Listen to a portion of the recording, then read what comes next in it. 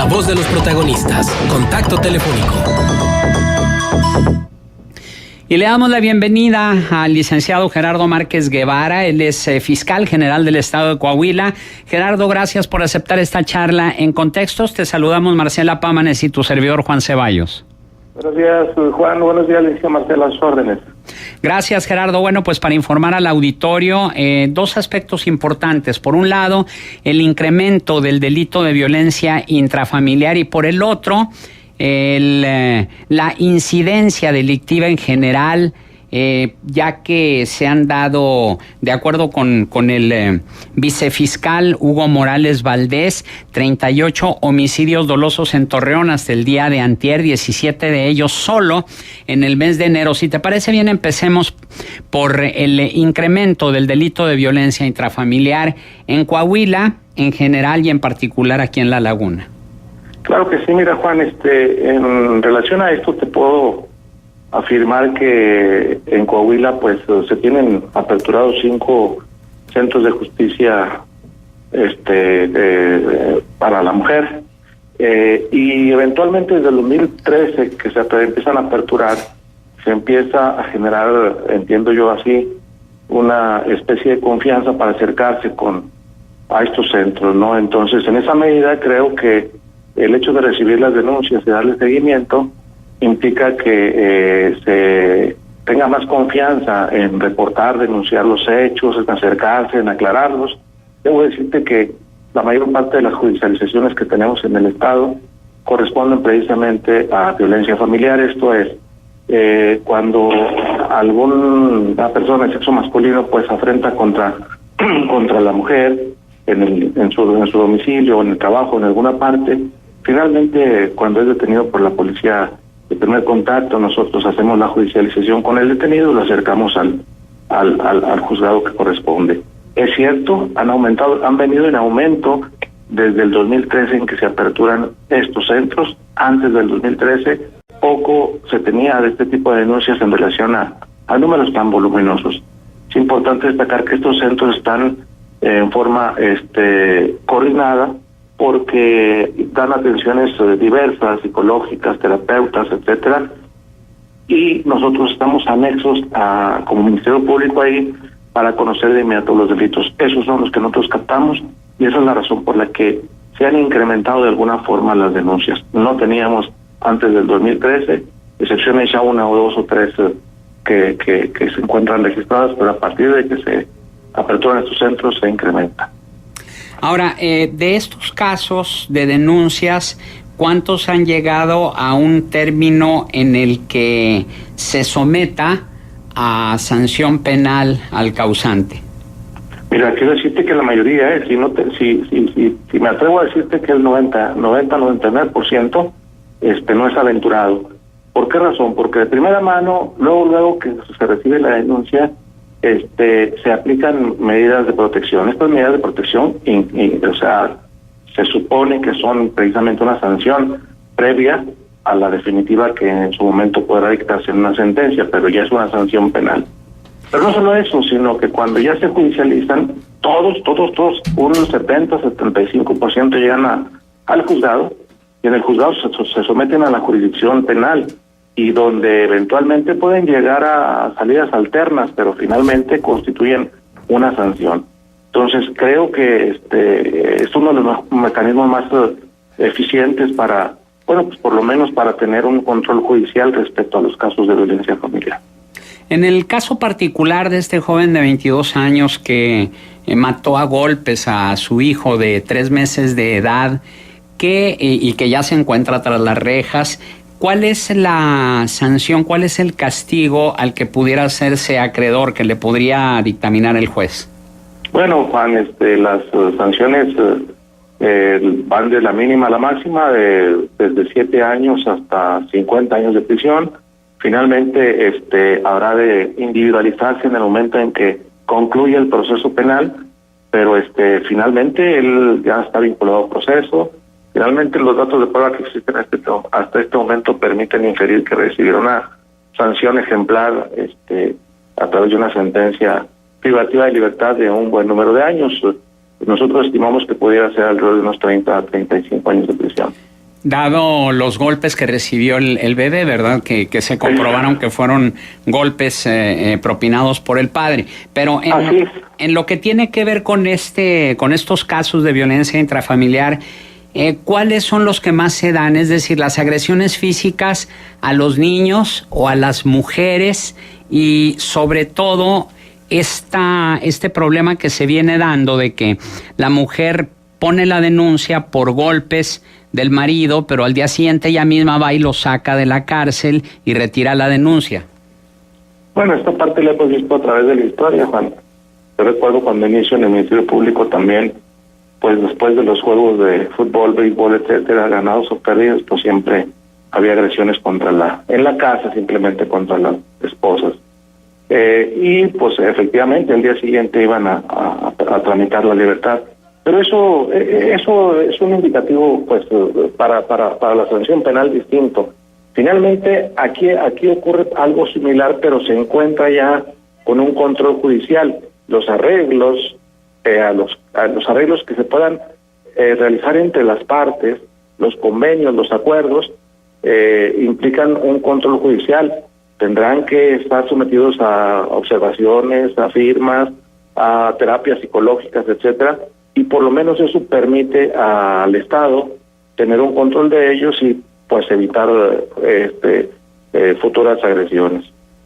En el caso de Durango se presentó una iniciativa en el Congreso del Estado para que no puedan obtener su libertad los padres agresores, es decir, los esposos agresores, porque era muy común esto que comentamos, que las señoras van y lo sacan de la cárcel, retiran la denuncia, y ahora ya no. En caso de que se compruebe la agresión física, va a tener que compurgar una sentencia. ¿Hay alguna iniciativa similar que tú sepas en el caso de Coahuila?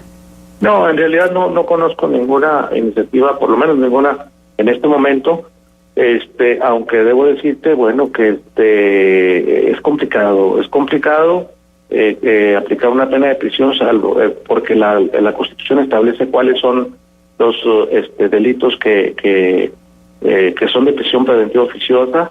También se puede argumentar una prisión preventiva distinta a la oficiosa, que es la procesal, cuando la reiteración es evidente.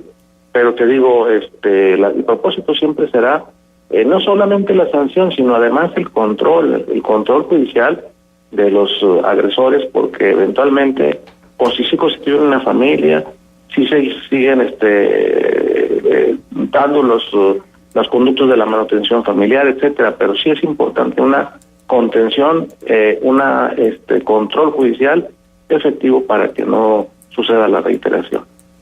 Esto es en los casos de incremento en los delitos de violencia intrafamiliar, pero ¿cuál es la situación en cuanto a la incidencia delictiva en general, luego de que antier el delegado de la Fiscalía Región Laguna 1 dijo que Hugo Morales Valdés dijo que de los 38 homicidios dolosos cometidos en Torreón, 17 de ellos fueron solo en el mes de enero? ¿Estamos hablando de un repunte de los homicidios, Gerardo?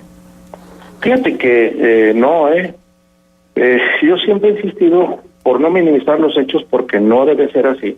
Un solo evento constituye una circunstancia muy grave, uno solo, pues 17 con mayor razón. Sin embargo, creo que las incidencias se miden en función precisamente de periodos anteriores, y debo decirte que en efecto enero subió en relación con enero del año próximo pasado. Sin embargo, el número de delitos en Torreón, por ejemplo, sí tienen un aumento del 20% en relación con los 3 primeros meses del año pasado, pero en el estado en general tenemos una reducción importante de alrededor de, pues no sé, en relación con esos tres meses, el mismo 20% en general. En todo el estado tenemos 75 eventos. De esos 75 eventos también hay que puntualizar porque los que se han resuelto, porque cada acción delincuencial pues debe tener una reacción del Estado. Y la reacción del Estado es precisamente la investigación de esos eventos delictuosos, y de esos 75 al día 23 de abril tenemos 48 eventos resueltos, lo que implica por lo menos un porcentaje de resolución del 64%. Con esto te quiero decir, no es una presunción, sino que el Estado, a través de el Estado como ente jurídico, a través de la Fiscalía General del Estado, está también reaccionando, está investigando, está determinando la identidad de los probables responsables y bueno, pues los lleva a juicio, ¿no? Esto pues apareja también una circunstancia de prevención, aunque para la Fiscalía no es la labor fundamental. Si cuando se aplica una sanción, se previene también la comisión de los delitos. Y si estamos hablando entonces de 75 eventos de este tipo, y si 38 corresponden a Torreón, pues quiere decir que más de la mitad de estos casos se registraron en esta ciudad.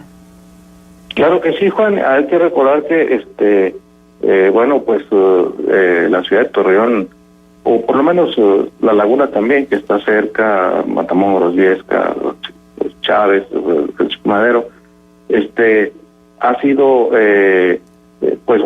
quien aporta más número de delitos, pues por las circunstancias de la zona metropolitana, no solamente con el vecino estado de Durango, sino con nuestras propias ciudades que forman la metrópoli, y que tradicionalmente han sido más el número. Pero además debo decirte que aun cuando se ha aportado 60-75% en relación con el total de los homicidios, pues también ha aportado el 70% de la disminución en relación con el año 2012, que fue un año muy álgido. Entonces, creo que estamos en el camino. Mira, todos los delitos que presenta el semáforo delictivo, pues que revisa o que analiza, sí presentan sí presentan aumentos, pero no aumentos en relación con nosotros mismos. Hemos venido desde el 2013 hacia acá a la baja, a la baja, a la baja, a la baja, y eso es lo importante, no permitir que se suban con nuestros propios números. Entonces, creo que la sociedad está participando, creo que se acercan con nosotros, creo que nos están llevando datos de prueba, creo que nos acompañan también en el desahogo de las pruebas para fortalecer las acusaciones que por la sociedad hacemos, y eso, empieza a dar resultados que halagüeños, ¿no? Uh-huh. Fiscal, buenos días, le saluda Marcela Pámanes. Buen día. Gracias por estar con nosotros y quiero preguntarle, porque hemos estado recibiendo una demanda de explicaciones de parte de nuestro público en relación al incidente que se suscitó en el periférico. ¿Cuál es la respuesta de la autoridad, específicamente de usted como fiscal, al respecto? Bueno, mire, creo que se emitió ya por ahí un comunicado en el que se forma general se detalla lo que ocurrió. Eventualmente hay grupos de operaciones especiales en las policías, tanto en la policía estatal como en las policías de investigación criminal, que dependen de la fiscalía. En ese entendido, cada grupo trae sus investigaciones y en el día de los hechos eventualmente era la revisión de unos vehículos, porque cada quien trae una lista de objetivos de vehículos con reporte de robo, etcétera, y ante la revisión de algunos vehículos se hizo la confrontación por determinar quién era el titular de la investigación, el que había el que estaba descubriendo la evidencia. Sí es cierto que hubo ahí algún roce entre autoridades, porque haga de cuenta que era la disputa del trabajo, ¿verdad? Pero en realidad es eso. Es cierto que eventualmente se pone en evidencia en ese momento una descoordinación, pero creo que eso ocurre al calor siempre de la efervescencia de las funciones que cada corporación policíaca realiza. ¿Hay llamadas de atención? ¿Qué es lo que procede después de un evento de esta naturaleza? No, por supuesto que sí. Hay una revisión de los protocolos de actuación de cada corporación. Además, la apertura de procedimientos administrativos y de resultar necesario también de procedimientos de carácter legal, penal, en contra de quien haya infringido los reglamentos y el protocolo. Esa actuación, no debió desbordar hasta eso. Porque una vez que se ha determinado la titularidad del trabajo que se está realizando, es menester cada quien hacer lo propio y retirarse. Sí habrá una investigación, desde luego, desde el punto de vista legal. Antonio, Radio Escucha, tiene un comentario para ti. Dice que le haga recomendación a los policías porque son muy groseros, agreden verbalmente a las mujeres. Creo que son servidores y no deberían comportarse así. Llámense Fuerza Coahuila o Gates. Por supuesto que sí, Antonio. Haremos lo conducente. Debo decirles que todos los días las corporaciones policíacas al pase de lista también se les hace una serie de recomendaciones o recordatorio de, por lo menos del decálogo de actuación que deben tener cada quien, ¿verdad? Pero efectivamente haremos lo propio para continuar tratando de que se preste el servicio suficiente y que no violenten ningún derecho humano. Muy bien, Gerardo Márquez Guevara, fiscal general de Coahuila, agradecemos tu participación en esta emisión de Contextos. Gracias a ustedes. Pausa, volvemos.